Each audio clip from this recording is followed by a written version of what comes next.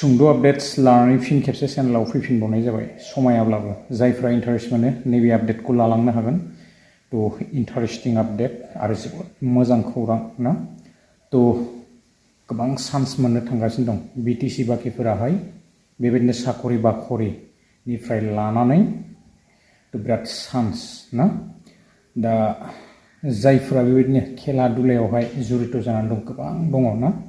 बेबायदिनो जोङो एनसिसिनिफ्राय लानानै बायदिसिना बेबायदि सार्टिफिकेट जोंनियावहाय थायो जायफ्रा माने खेला दुला गेलेनानै मोजां मोनो स्पर्ट्स ना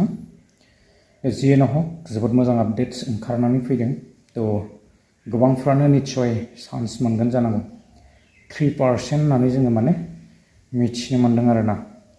दा आं एसे भिडिअ क्लिप्सखौ लागायनानै होलांदिनि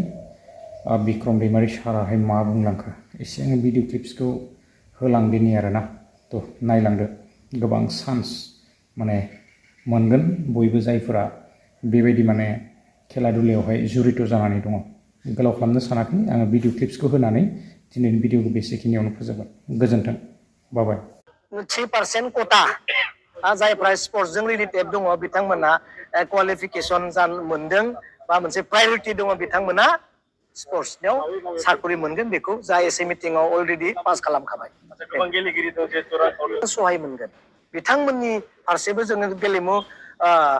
माबानि इएमखौ जोङो बुंनांगोन आरो अलरेडि जोंहा पास खालामखाबाय 3% रिजार्भेसन गेलेगिरिफ्रा गेम्सनि जों रिलेटेड थानाय बिथांमोना मोननो हागोन 3% एनि नोङो माबाखौ मोनगोन आरो सुबिदाखौ मोनगोन